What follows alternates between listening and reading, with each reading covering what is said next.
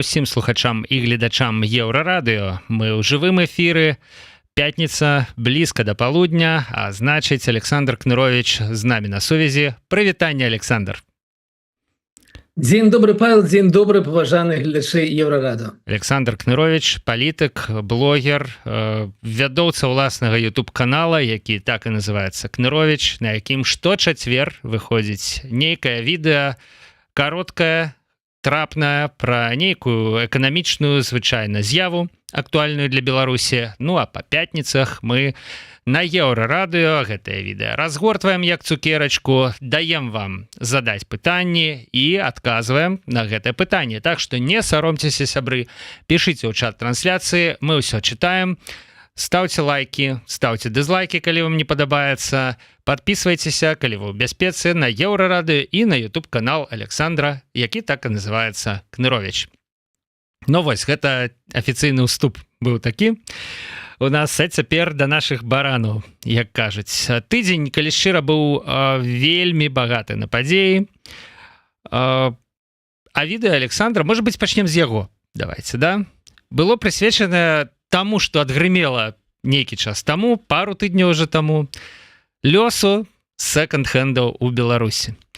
Мы размаўлялі пра гэта крышачку у студыі Еўрарадыё, ўжо абмяркоўвалі як шараговую навіну. Што, Александр, атрымалася у вас новага, цікавага знайсці па гэтай тэме? Ну, як мы з вами уже размаўлялі, у нас адбыўся такі трохі здвиг усіх, тэхнічны здвиг, амаль на 2 тыдня ўсіх відэо, якія мы рыхтавалі, і таму ёсць такі зараз такі часовы лаг паміж тым, як мы абмяркоўваем падзею з вами ў студыі, потым выхада такім паўнавартаснага відэо. Таму так, гэтая падзея адгрымела, напэўна, уже месяц таму, і было вельмі цікава. Гэта відэо прысвечана таму, што Еўразвяз забараніў увоз у Беларусь тавараў секонд-хенд. Было вельмі цікава, мне асабіста было цікава разабрацца, а што ж адбылося? Як жа глядзяць на гэтую праблему тыя самыя чыноўнікі з Еўразвяза? Ну, я разумею, глядзяць как бы на яе з Беларусі. З Беларусі глядзяць вельмі проста. Дзякуй Богу, у нас цяпер будзе Беллегпрам, будзе разгарне свае магутнасці, і ў гэты момант ён дачакаўся. Валера, пришло твоё время. Да, Беллегпрам дачакаўся, калі ён зможа как бы напрыканцы ўсё ж таки паказаць усе свае магчымасці. Да, як мудрыя кітайцы, праплыл труп секонд-хендов, з якімі ў прынцыпе Беллегпрам змагаўся не адзін год. Упэўніваў беларусаў у тым, што это шкодная з'ява, што нічога добрага там няма, што трыко з Беллегпрама в 100 разоў лепш, натуральныя, класныя і гэтак далее. Яны сапраўды натуральныя і класныя, але беларусы чамусьці выбіралі секонды. Ну а тут труп секондаў праплыл міма фактычна. Так, ну, было вельмі цікава ўсё ж таки разабрацца, што адбываецца не ў галаве ў беларускіх чыноўніках, таму што тут усё больш-менш зразумела. Мы з вами кожны тыдзень назіраем за гэтымі пацыентамі, і тут толькі калі-некалі нешта нечаканае. А вось што адбывалася ў галаве ў еўрапейскіх чыноўніках, чаму яны пайшлі на гэты выключны, не пабаюся гэтага слова, шаг? Вось гэта было крок, прабачце. Вось гэта было вельмі цікава. І скажу адразу, адказаць на гэтае пытанне амаль немагчыма, таму што гэтая забарона існуе разам з іншымі забаронамі пад пунктам, які называецца каб не дапусціць разгортвання магчымасці беларускай прамысловасці, каб ей было так трохі цяжэй развівацца далей. Таму вось таксама тавары ужываная адзежа таксама не можа быць пастаўлена ў Беларусі. І вось пытанне, дзе у нас магутнасці беларускай прамысловасці, дзе гэтыя касмічныя караблі, мазы, оптыка білома, а дзе у нас ужываная адзежа. Мы знайшлі тады у выданні і ў абмеркаванні з вами, знайшлі толькі одна магчымая сувязь, гэта так званая веташ. Магчыма, Еўразвяз хоча падарваць магутнасці білома і маза праз то, што не будзе ў іх веташы з секонд-хенду.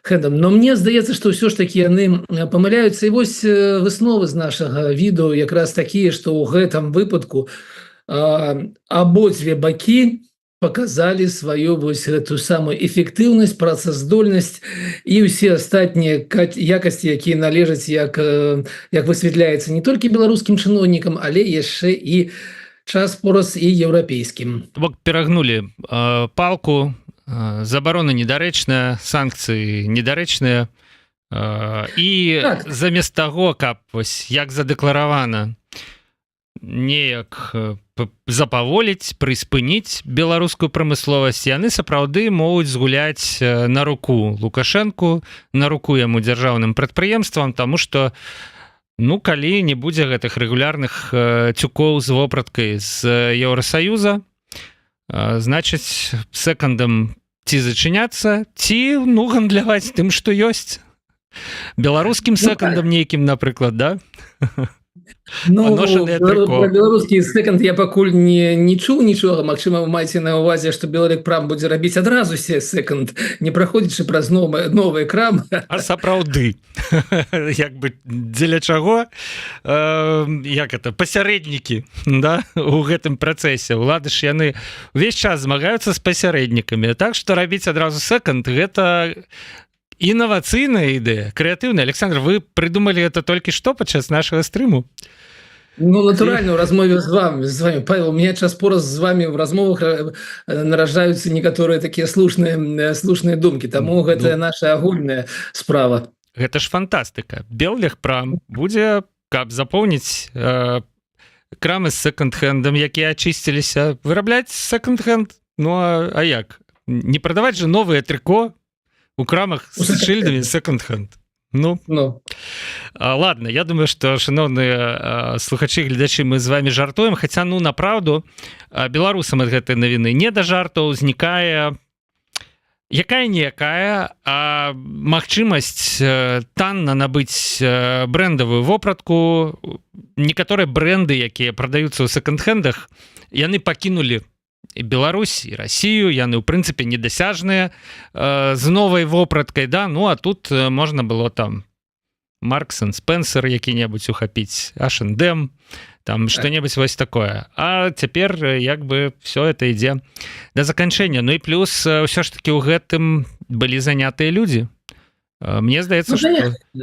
Конечно, были занятые люди, и, конечно, есть пытание. Не вся гэтая вопратка секонд-хенд ішла к нам з захаду, была яна таксама из востока, прыкладна 50/50, таму, магчыма, не все будет так дрэнна, як бачыцца зараз. Магчыма, зноў Турцыя ці Кыргызстан падставіць нам свае магутнасці па перавалке еўрапейскага падсанкцыйнага тавара. Таму не все будзе так дрэнна, але напрамак дзеянні, канешне, уражвае.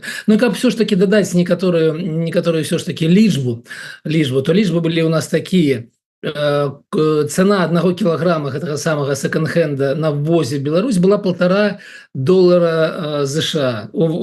Себе уявіце, $1,5 США. Ці мае магчымасць Белэлектрам рабіць некую прадукцыю з такім себе коштам, я вельмі сумняюся, бо калі б ён мог, ён бы гэта ўжо рабіў. Не было б у нас ніякіх секондаў, была б толькі адзін вялікі і жахлівы Белэлектрам. І яшчэ адна лічба. Цалкам, калі мы глядзім на свет, то ў свеце таксама секонд-хенд разгортваецца, і ўжо амаль 10% ўсяго гандлю сусветнага у адзежы гэта секонд-хенд. Основныя гэтыя пастаўшчыкі на рынок гэта Кітай і США, і таксама еўрапейскія краіны, і Польша і Літва былі тымі самымі краінамі, праз якія ішла гэтая плынь секонд-хенда ў Беларусь. Таму калісьці 35% назваў Міністэрства замежных спраў Беларусі, яно памылілася разам з Белстатам, все ж таки трохі меншая частка, але вось 10% гэта тое, на што можна разлічваць, размаўляючы пра секонд-хенды.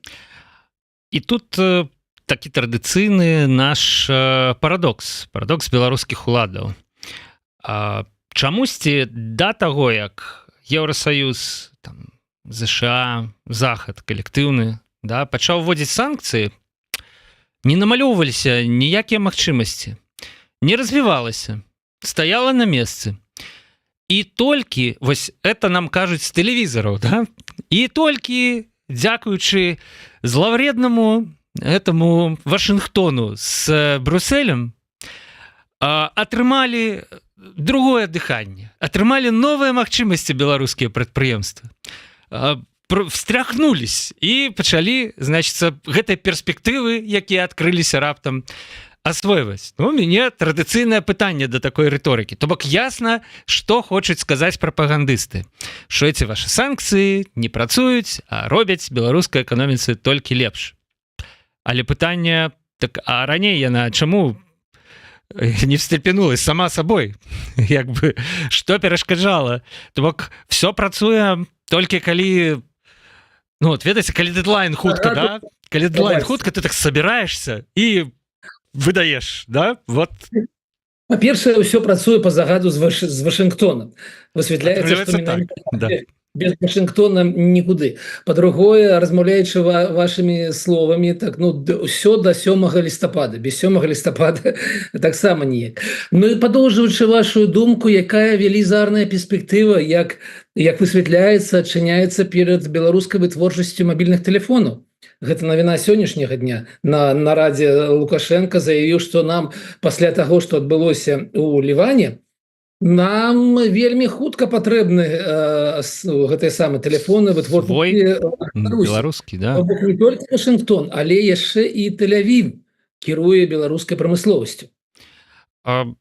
Давайте, раз уж пераваліліся мы на Лукашенку паціху, то да, сёння ён наведвае Абдуір. Это універсітэт вядомы найперш падрыхтоўкай сваіх айцішнікаў. Беларусь, вось, айці-краіна, да, у гэтым шмат ад працы Бдуір, да, ад таго, што вот ён рыхтаваў гадамі гэтых спецыялістаў, якія ў сярэдзіне дзесятых сталі вядомыя на ўвесь свет. Іх было шмат, прыйшлі заходнія кампаніі, яны пачалі працаваць там, і вось утварыўся гэты клас, гэты цуд. Але вот і хацелася б Бдуіру асацыявацца, можа быць, з айцішнікамі, з высокімі тэхналогіямі. Што прыйшоў Лукашенко і ўсё сапсаваў, да? Кажа, давайте вы ракету будете распрацоўваць. Нам, кажа, патрэбная ракета, хорошая, якая могла б пазбягаць перашкодаў розных, стабільна лётаць. І вось калі вы гэтую ракету мне дадзіце, кажа Лукашенко, значыць, вы не дарма едзіце свой хлеб. І рэктар, што можа сказаць рэктар? У адказ кажа: Александр Егорович, праца вядзецца. І вот я думаю, быў універсітэт айцішнікаў, стал універсітэт, які вырабляе ракеты. Всё, як бы скончылася казка. Пляма ад, ну, вось стаўленне ў свеце, да, да беларускага айцішніка. Вось ён выпускнік Бдуір с дыпломам. Ладно, пакінем тое, што гэты дыплом там па сусветнай класіфікацыі на 1200-1400, да, вось у такое месца Бдуір у рэйтынгу сусветным універсітэтаў. Але ўсё ж такі гэта вядомы на ўвесь свет брэнд беларускі айцішнік. А цяпер гэта беларускі айцішнік, але выпускаецца ён з універсітэта, які вырабляе ракеты. Надзейна. Як вам такое, Александр? Магчыма, назва універсітэта такая скарочаная Бдуір, яна неяк заблытала Лукашенко. Там же есть напрыканцы «Р». І магчыма, ён вырашыў і ракетабудавання. Ось. І как бы ён шоў да спецыялістаў ракетабудавання, ведаеце, інфарматыкі, ракетабудоўцы. Гэта першае. Па-другое, гэта не вельмі такая благая ідэя. Калі гэта будзе ракета, ну, так, на яго аднаго, магчыма, яшчэ на шпіца, то адна і добрая ракета, магчыма, вырашыць праблемы і Беларусі, і навакольнага асяроддзя. Магчыма, і ёсць сэнс у тым, как распрацаваць такую адну ракету. Няхай яна аб'язджае там каго трэба, і кудысьці у бок Марсу. Але ж калі казаць цалкам пра Бдуір, то, конечно, вы ўзгадалі беларускіх распрацоўшчыкаў. Я на мінулым тыдні рабіў выданне. Вельмі добры матэрыял был з Інстытута эканомікі, вы будете здзіўлены, але Дзяржаўнага інстытута эканомікі Нацыянальнай акадэміі навук, зарабіў яго замдырэктара по навуковай працы гэтай установы, і там было ў тым ліку і разлічана, як адбываецца адбіваюцца ўсё ж таки адбіваюцца змены у тым ліку і ў беларускам IT на беларускам ВУП минус 1 процентны пункт минус 1 адсотак, але ў вымярэнні ў процентных пунктах за гэтыя 3 гады гэта ўплыву. Гэта азначае, што минус 700 мільёнаў долараў у беларускай эканомікі не стала з-за таго, што з'ехалі тыя самыя беларускія айцішнікі, там амаль 25-30 тысяч чалавек апынуліся за мяжой, і гэта такі вялікі ўплыў. Гэта меня таксама вельмі уразіла. Магчыма, гэта такі найбольшая дзірка у беларускай эканомікі, якая была. Таксама у нас ёсць зараз праграма развіцця беларускага, Беларусі цалкам да 2040 года. Магчыма, вы яе яшчэ не чыталі, але яна уже апублікаваная на дзяржаўных ресурсах, і там написано, што таксама IT должен рвануць і до 8% ВУПа. Гэтыя людзі намагаюцца бежаць за ўжо уехаўшым даўно цягніком. Ну і трэцяе, з гэтай часткі пазаўчора чыноўнікі, адказныя за гэтую галіну, справаздачыліся, што ўсё, у нас уже скончыўся отток кадраў. Мы уже назіраем штомесяц плюс 100 чалавек працуючых в IT-тэхналогіях, і мне было вялікае жаданне параўнаць, колькі у нас кожны год выпускае Бдуір, той самы, з гэтымі самымі плюс 100 чалавекамі ў месяц. Мне падаецца, ўсё ж такі отток яшчэ не скончыўся, што людзі яшчэ з'язджаюць, але ён просто скараціўся ўсё ж таки трохі. Таму цалкам сама ідэя переключыць айтышнікаў на распрацоўку ракет, магчыма, яна слушная. Але ўсё ж таки, калі мы с вами нагадаем нашим гледачам, што беларускія электрамабілі распрацоўваюцца ўжо 7 гадоў і пакуль яго няма, што беларускі велосипед Качанова, адказная Качанова, Наталья Ивановна, передаем привет, наше прывітанне вялікія Натальи Ивановны, яна уже 2 гады працуе над тым самым беларускім велосипедам, які павінен быць за 3 месяцы. Там 14 буйных прадпрыемстваў подпісаліся под тое, каб к новому году, які ўжо амаль 2 гады таму адбыўся, зрабіць беларускі велосипед. І таму гэтая ракета беларуская, яна стае у чаргу пасля беларускага электрамабіля, беларускага велосипеда. Ну, магчыма, я не ведаю, беларускі мабільнік все ж таки да яе ці па-за ёй. Вось гэта у меня да вас пытанне, канешне. З мабільнікам складана мне меркаваць, але сёння прачытаў навіну пра тое, што чарговая ітэрацыя барацьбы за адмену роумінга саюзнай дзяржавы.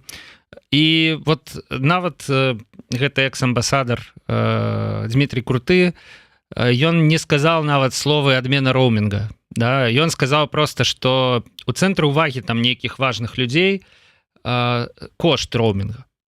Не адмена роумінга, а кошт роумінга. Таму ізноў адкацілась сітуацыя з роумінгам.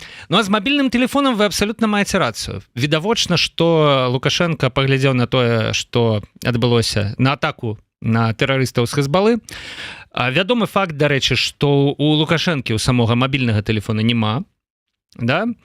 Ён карыстаецца, калі ему трэба. Прабачце, Павел, должен запытацца, а можа ёсць пейджер? Трэба запытацца в Масадзе, Александр. Мне здаецца, што там безумоўна нас пракансультуюць па гэтым пытанні цалкам. Вось, але вось мабільны телефон. Я сабе уяўляю гэта, канешне. Я недавно даведаўся, што ёсць нейкі беларускі месенджер для чыноўнікаў. Называецца Депеша. Вось распрацаваны нейкі вот надзейны закрыты месенджер для чыноўнікаў. І каб гэты месенджер было куды усталяваць, вот, наступна парадку праблема. Што мы этот месенджер усталюем на айфоны? Так у чым сэнс-то? Трэба, значит, зрабіць свой телефон для чыноўнікаў. Я сабе уяўляю гэты цагліну, гэтую, як бы, з месенджером Депеша, вось, якая, у прынцыпе, мне здаецца, мала чым будзе адрознівацца ад вось гэтых дыскавых савецкіх тэлефонаў, якія стаялі на стале у кожнага савецкага кіраўніка. Давайте нагадаем нашим гледачам аб тым, хто супраць вось гэтага самага адмена роумінга паміж Расіяй і Беларусі. Аднойчы мы з вами уже казалі, але зараз гэта к месту. Супраць беларуская дзяржава. Чаму? Таму што калі абмяркоўваецца гэтае пытанне, то у дзяржаўнай думе Расійскай Федэрацыі справаздачыліся, што ўсё добра, аба ўсім дамовіліся. Нема ніякіх тэхнічных праблем. Але беларускія аператары мабільнай сувязі будуць страціць грошы, і таму яны выступаюць супраць і не даюць гэтага зарабіць. І калі мы с вами зазірнем, а хто у нас з'яўляецца ўладальнікам, напрыклад, МТС, то высвятляецца, што на 51% гэта беларуская дзяржава. Таму беларуская дзяржава зараз супраць роумінгу. Ну, таксама ёсць яшчэ Лайф, ёсць яшчэ былы Велком, але мне падаецца, што калі беларуская дзяржава вырашыла адказацца ад сваіх прыбыткаў у той самай МТС, то не было б ніякіх перашкод за адзін тыдзень бы мы гэты самы роумінг скарацілі, не было б у нас ніякага роумінга. Што ж датычыцца дэпешы, но вы ведаете, как вы лодку назовете, так она и поплывет. Какие у вас ассоциации за словом депеш? Классичные.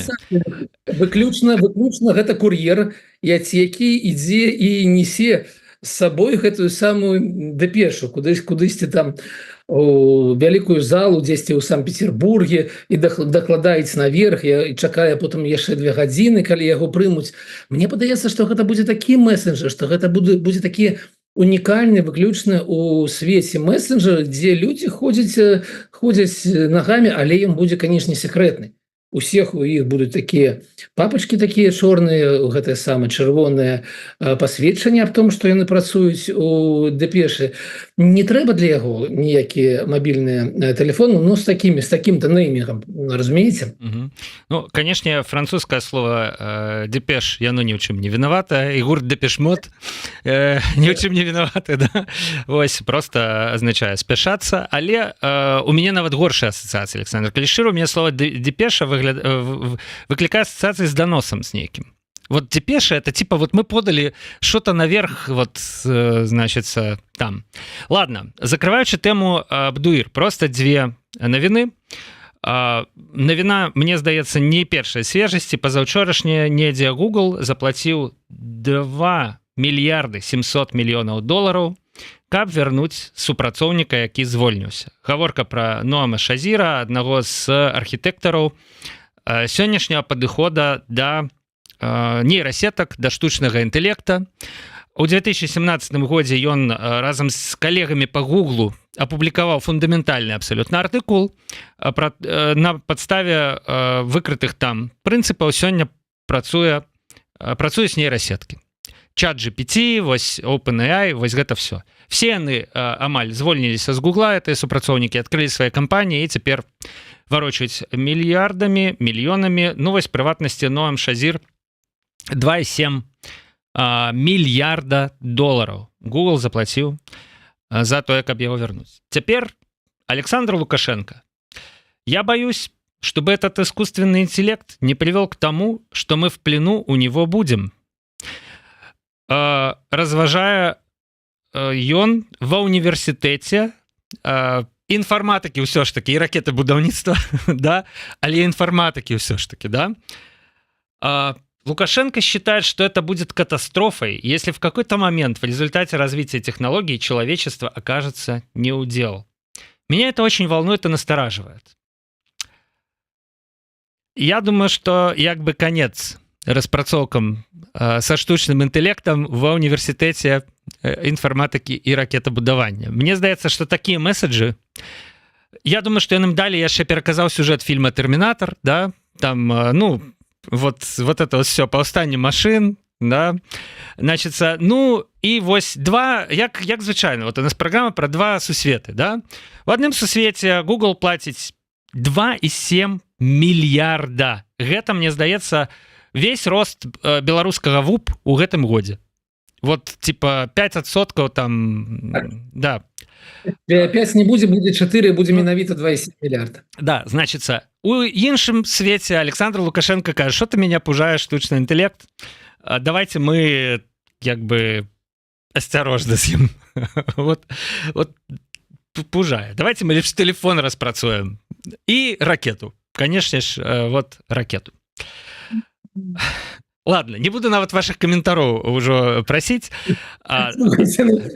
Тут как бы Тут мы уходим з вами зусім, у вас ёсць там выданне накшталту крынж тыдня ці штосьці іншага. Я ўпэўнены, што яму Коля ўсё ж таки паказаў яму Тэрмінатара 2, ведаеце, все ж таки Лукашенко быў вельмі уражаны. Ці забараніць ён працу над штучным інтэлектам. Но вы памятаеце, як у Савецкам Саюзе забаранялі, там лічылі кібернетыку некай буржуазнай навукай, ці генетыку таксама вырашылі, што гэта буржуазная навука, што яна нікому не патрэбна.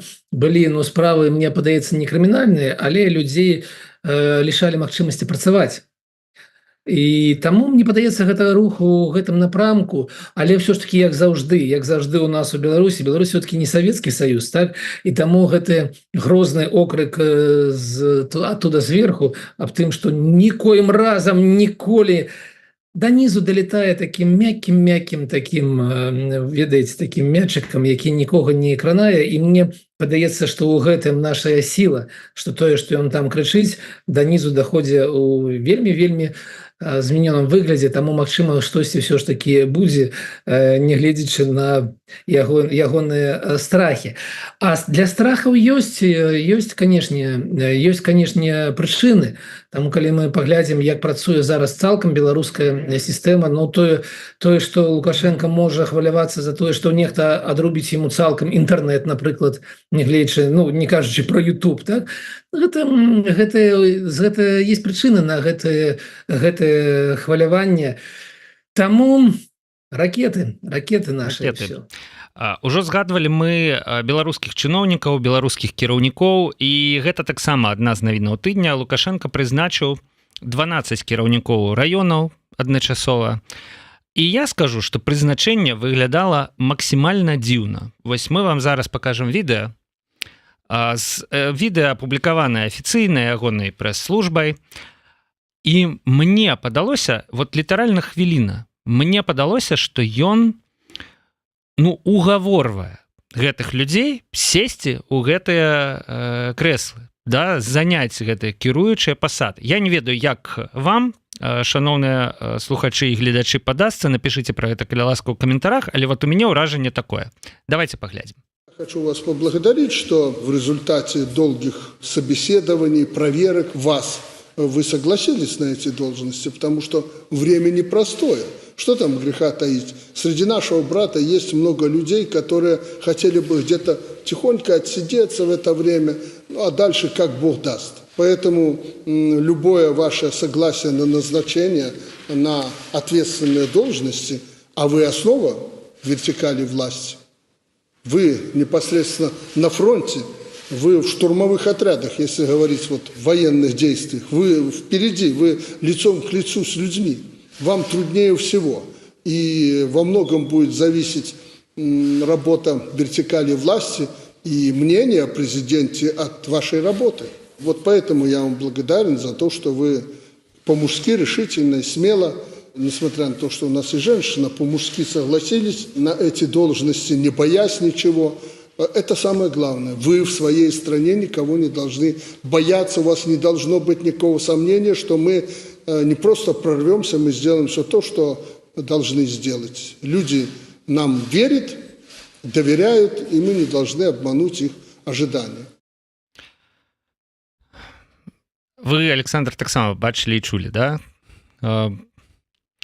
Сярод нас шмат таких, хто хацеў бы отсидеться. Такой, Павел? А? Что за день-то такой, Павел? Ну вот такой вот день. Значит, сярод нас шмат таких... Куда мы собрались прорваться? Да. Те женщины, которые по-мужски приняли решение. Вы в штурмовых отрядах. Это мне асабліва спадабалася. Но ідзе вайна, Россия вось ва Украине воюе, да, и мы ведаем, что штурмовые отряды это, в принципе, там, где люди долго не живут. Это як бы вот иди и бери вот там высоту, завод, там будынак и так далее. Что там с тобой здарыцца? Вы в штурмовых отрядах. Далее, глядите, я вам удячны, что вы погодились. Мы вас долго проверяли, и вось я вам удячны. Ад Лукашенко, в принципе, слово удячности не так-то и часто ты почуешь. Конечно, яшчэ больш рэдка прабачэнні за нешта, але ну вось і далей тое, на што звярнулі ўвагу вы не мусіце баяцца у сваёй краіне. Гэта так як бы выглядае сітуацыя, што трэба людзей, вот іх трэба сабраць і сказаць, вы не мусіце баяцца, а калі ім не скажаш, то яны будуць баяцца у сваёй краіне. А што здарылася-то? Здаецца, ўжо всіх пасажалі, все старонкі папераварочвалі, як бы. Ну і мне падабаецца, канешне, калі вот у гэтых месседжах, якія здавалася б, ну мусілі б неяк людзей натхніць, всім паказаць, што все ў парадку, як прагаворваецца Лукашенко пра свае страхі, пра тое, ад чаго ён хоча людзей папярэдзіць, пра сапраўдны стан справаў. Ну і на дэсерт. Людзі нам давяраюць, вераць нам, нельга іх падвесці. Это аўтатрэнінг такі. Разумееце, калі 100 разоў паўтарыць, што людзі нам давяраюць, ну, так здаецца.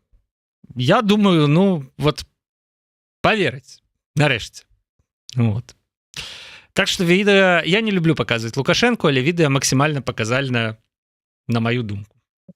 У нас гэты тыдзень, ён цалкам адзначаны вось гэтай размовай. Калі мы прагледзімся, то і сённяшняе гэтае прызначэнне, гэта такая ўжо вершыня, некая вішенька на гэтым торце. Але то інтэрв'ю Пратасевіча Маркаву, раней інтэрв'ю, Воскресенскі, які выдаў усе дзяржаўныя тайны у зеркале, а яшчэ раней тыдзень таму Пратасевіч у Азаронку, гэта ўсё такія крокі на адном такім шляху і паказнікі аднаго таго, што номенклатура цалкам не упэўнена ў сябе.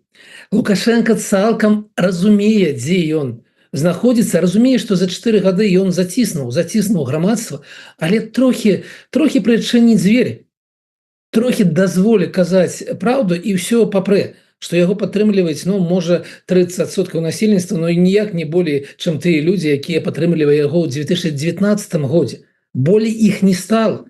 Нет нагоды, нет ніякай прычыны, нет нічаго таго, што здарылася за 4 гады, што было бы ў плюс уладзе. Все, што здарылася, все ідзе ў мінус. Таму яны вельмі добра разумеюць, і таму вось гэта размова аб тым, што вы мае штурмавікі. І у меня такім, ведаеце, у меня заіграла адразу та-та-та-та-та-та-та-та, і штурмавікі Лукашэнкі такія ў белых гэтых пластикавых защіце пайшлі кагосьці штурмаваць. Тое, як Маркаў угаворвае сваіх гледачэй аб тым, што не, мы тут большасць, ёсць некаторыя тыя, хто збеглі, але іх ніхто не слухае, но ты, Пратасевіч, ідзі з імі паразмаўляй, бо цябе ведаюць, так? Сам Пратасевіч, які расказвае такія цудоўныя сказкі, но гэта ж па-расійскі кажуць, што люба-дорага слушаць. Пратасевіч распавядае гісторыю 2-летняй даўнасці, выдае і прадае іх Маркаву як нейкія навіны. Ведаеце, вельмі Рома супер. Рома, как бы, гэта мой, як зараз кажуць дзяўчынкі, это не крынж, а краш. Рома мой краш. Я першы твой падпішу, таму што вось так хлусіць дзяржаве, зарабляць на гэтым грошы, гэта просто супер. Таму ёсць адзін этот ланцужок, які цягнецца ад вот гэтых выхлопаў прапаганды до вось гэтага прызначэння. Вельмі хіскае унутранае такое становішча, ну і яно адбіваецца. Ну і мы разумеем таксама, што ў беларускай номенклатуры, ведаеце, колькі плацяць таму самому штурмавіку ў расійскай арміі. Ну, калісьці гэта была лічба там $3000 у месяц. Колькі атрымлівае наш глава райвыканкама? Ну, не болей за $1000. Ведаеце? А над ім тая самая адказнасць, якая напісаная ў крымінальным кодексе. 430 статья, частина 3 до 15 гадоў. Адказнасць яго вялікая, таму што не браць хабар ён не можа. І ў него такая пасада. А грошай з гэтага вельмі мала. Там магчыма шлях штурмавіком у расійскія войскі на Донбас, ён больш прыстойны, больш прыбытковы, чым беларускі у гэты сам у выканкам. Кіраўнік выканкама это украл, выпил в тюрьму, як бы, да? і як у габрэй уладкоўваецца на харчовую базу, да, ему кажуць, ну ваш заробак будзе такі, ён кажа, у вас тут яшчэ і заробак, да, то бок заробак это прыемны бонус, да, таму і даводзіцца пачкамі прызначаць новых кіраўнікоў раёнаў. А дзе старыя кіраўнікі, хочу запытацца я думаю, Так, 12, ну вы памятаеце, для наших гледачэй распавяду, што у нас там трохі больш за 130, напэўна, каля 130 раёнаў, 118 таму 12 118, 12 адразу гэта 10-я часціна, да? І таму ёсць пытанне, куды яны адразу ўсе зніклі. Добрае расследаванне можна зрабіць, але вось вы ўжо згадалі Пратасевіча, Александр. Я думаю, што Пратасевіч будзе апошняй тэмай нашага сённяшняга стрыму, таму што гэта мы малайцы, ну правда мы малайцы. Мы вот с Александром, мне здаецца, 2 тыдні таму размаўлялі, калі пачалася вся гэта гісторыя з вяртаннем, з гучным вяртаннем, ну дакладней, з ад'ездам у Дубай, пасля звяртання ў Беларусь Пратасевіча, і пачаліся намёкі, што нейкая ў яго будзе роля такая асобная. І мы вот прям сидзелі тут і нарадзілі фразу, пасаду «амбудсмен по правах человека». Да? Ну, крыху словы не так расклаліся, да, медыятар на перамовах с апозіцыяй. Да? Вот такая вось, такую пасаду Пратасевічу прыдумаў міністр інфармацыі, і ну я думаю, што вуснамі міністра інфармацыі як бы глаголіць ісціна, да? Чалавек сур'ёзны, просто так словамі не раскідваецца. Якому быццам бы тут нехта давярае. Праблема, мне здаецца, ну і вось цяжкасць гэтай сітуацыі для дэмсілаў заключаецца ў тым, што не размаўляць з Пратасевічам. Ну, у прынцыпе, з любым чалавекам, якога вось выставілі улады, нават самым непрыемным, нават з Гайдукевічем, немагчыма. Палітвязні там сядзяць, да? Палітвязняў трэба вызваляць. Каб іх вызваліць, ну, улады выбралі Пратасевіча на ролю перамоўшчыка. І матывавалі гэта тым, што яму давяраюць. Ніхто яму не давярае, але размаўляць давядзецца, таму што трэба нейкім чынам вызваляць людзей. Вось у гэтым непрыемнасць сітуацыі. У чым прыемнасць сітуацыі, Александр? У тым, што месседж, з якім выйшаў Пратасевіч, ён такі. Один раз вышел, постоял с флагом, ты возвращайся, мы, может, условный срок, гуманное белорусское правосудие, может быть, покарае тебе умоўна. Это за один раз вышел с флагом. Калі 2 раза выйшаў, я думаю, что нават опция такая не разглядаецца. А может быть и колонию. Як бы, ну, это ж суддзя вырашае, як бы, да? Вось, як ён вырашыць, не можа Пратасевіч нават у Беларусі, нават сёння сказаць, вяртайцеся ўсе, будуць умоўныя тэрміны, да? Потому что все ж таки незалежная судовая сістэма там недзе за спінай, як бы, вот, ну. Але, ну, месседж, ну, такі, што як это у хросным бацьку, да? Прапанова, ад якой немагчыма адмовіцца. Я хочу сказаць, што вельмі хочется адмовіцца ад такой прапановы. Вот вяртацца на умовах, ну, нават калі чалавек реально просто са сцягом один раз пастаял. Вяртацца на умовах, ну, можа быць умоўны, а можа быць і рэальны тэрмін, да, можа быць 1,5 года, можа быць 3. А калі ў тэлефоне што-небудзь яшчэ знойдзем, так можа быць і 5, як бы, да. А калі данаты яшчэ нейкія за табой вісяць, так можа быць і 10, як бы. Як вось, Александр, думаеце, слабаватая пазіцыя у перамоўшчыка медыятара Романа Пратасевіча?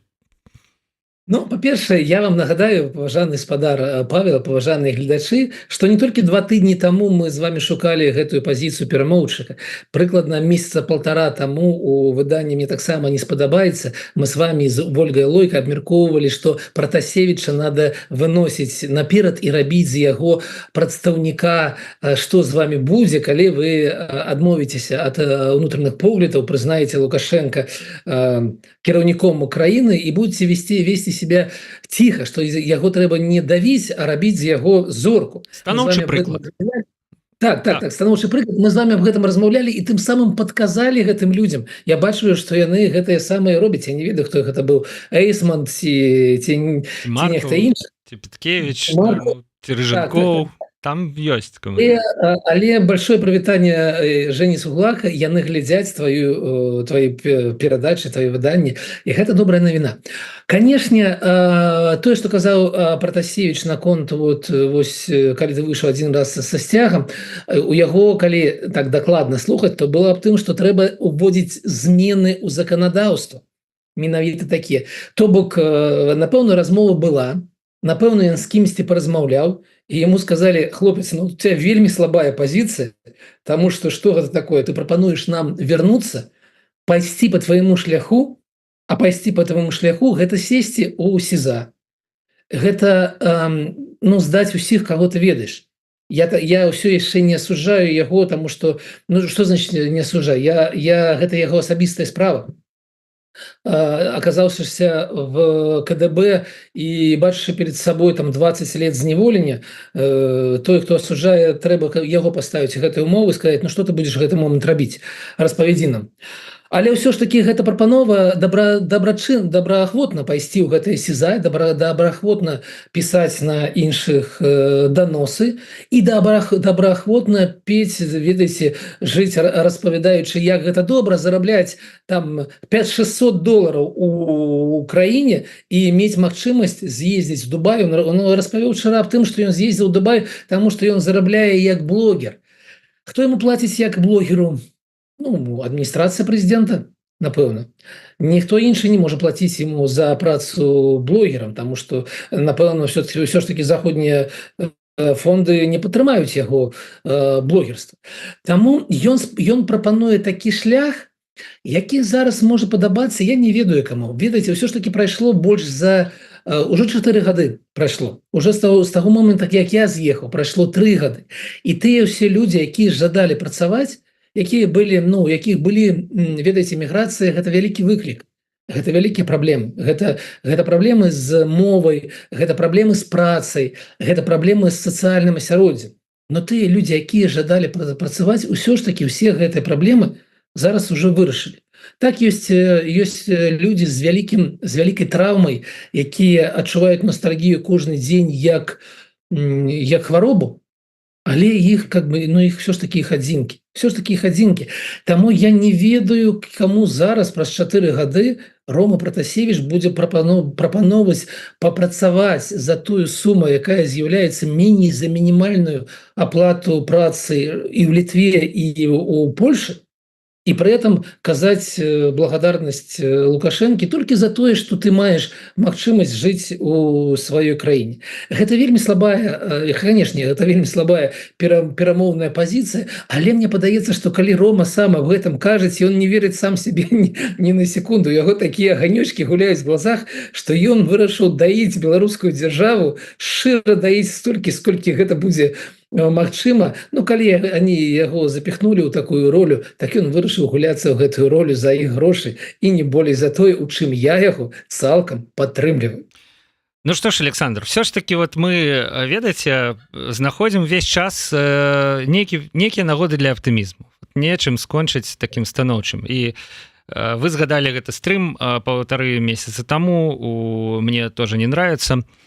И я думаю, придем мы с вами до Бога, и он скажет: что хорошее вы зрабілі. Мы скажем: вот мы пераканалі архітэктару беларускай прапаганды, што трэба Рому Пратасевіча сканчаць здзекавацца з яго і неяк уладкавалі жыццё чалавека. З яго ж знялі гэты 25 мільёнаў рублёў прэтэнзій. Яго цяпер ён можа злетаць на адпачынак у Дубай. Таму нам ёсць што сказаць перад Богом. Все, гэта пропуск туды, наверх, на небесы.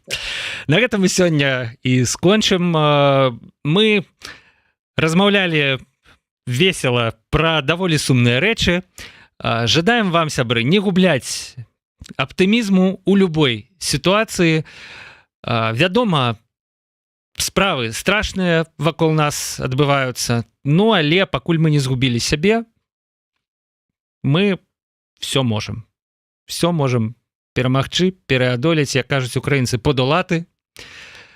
Так што так. Дзякуй, Александр, што прыядналіся да гэтага стрыму. Да сувязі праз тыдзень. Дзякую вам за размову, Павел, дзякую, паважаныя гледачы. Праз тыдзень я буду у той самай утульнай студіі, магчыма, размова будзе больш сумнай, але ўсё ж таки все залежыць выключна ад нас, таму трымайцеся і жыве Беларусь. Жыве вечна. Да пабачення.